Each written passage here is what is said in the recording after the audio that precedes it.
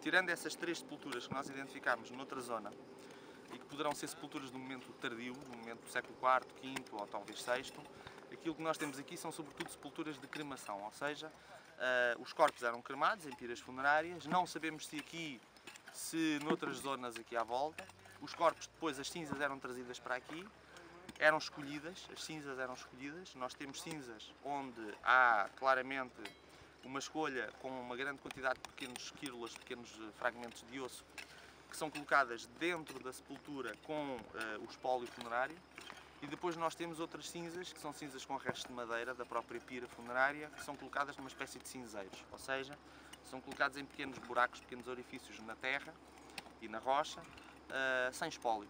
Não é? Portanto, nós temos, por vezes estamos a escavar e encontramos manchas de cinza sem nada. Outras vezes estamos a escavar e encontramos estruturas que protegem o lugar da deposição funerária, onde estão as cinzas e com as quírulas de osso e com as peças que ali são colocadas. Geralmente essas peças são peças de cerâmica, na maior parte dos casos cerâmica comum, cerâmica que seria feita aqui sim nas unidades aqui à volta. Em alguns casos temos cerâmica de importação, nomeadamente terra sigilata, cerâmica de paredes finas,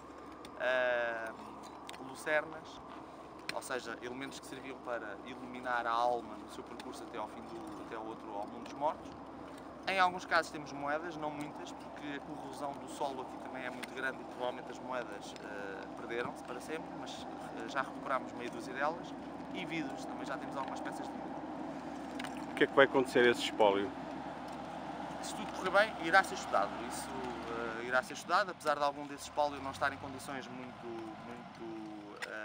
nas melhores condições, visto que o solo aqui e as próprias cinzas corroem muita cerâmica, mas irá ser estudado. Se tudo correr bem, irá ser restaurado e eventualmente poderá fazer parte de um núcleo expositivo, pelo menos seria essa a nossa intenção.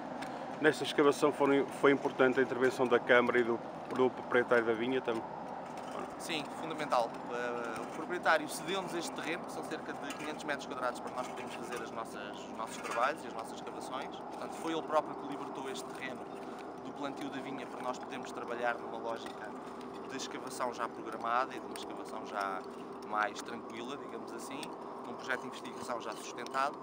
A Câmara de Fronteira financia por exclusivo os trabalhos, nunca houve nenhuma outra instituição que pudesse financiar os trabalhos que aqui têm sido desenvolvidos, e depois trabalhamos colocando aqui alunos, sobretudo da Universidade de Évora, no âmbito das práticas das cadeiras de campo da licenciatura, e portanto a Universidade de Évora funciona, digamos, como o elemento científico enquadrador dos trabalhos.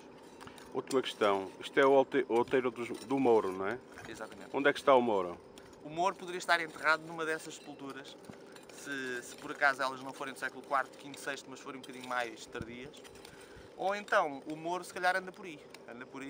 Neste momento já está no rótulo de um vinho, portanto o vinho que aqui é produzido já sai para o mercado com a chancela Outeiro do Mouro, como uma forma, digamos, de homenagem ao próprio local. Mas geralmente nestas coisas, sempre que há um Mouro, eles não são bem Mouros, são romanos. Não é? Geralmente quando as pessoas dizem aqui no Alentejo que em determinado sítio existia uma moura ou existia um Mouro encantado, geralmente são sempre sítios onde existem vestígios, mas de época romana, não necessariamente de época islâmica, que é o caso que acontece aqui. Portanto, este provavelmente seria o batismo deste topónimo, provavelmente viria da memória daqui ter existido esta necrópole em época romana. André, em termos arqueológicos, Fronteira, qual é a importância que tem? O que é que se pode fazer? O que é que foi feito? A Fronteira não tem mais do que os outros concelhos aqui à volta. Tem sabido trabalhar esses vestígios. Nós temos cerca de 12 anos de trabalho, com 2 livros publicados sobre o património arqueológico do concelho. Agora saiu um outro livro que resulta de uma parceria entre a Câmara de Fronteira e as edições Colibri, e onde estão todos os artigos que foram apresentados nas comunicações das atas de arqueologia do Nordeste Alentejano em 2005 e que agora foram publicados em livro.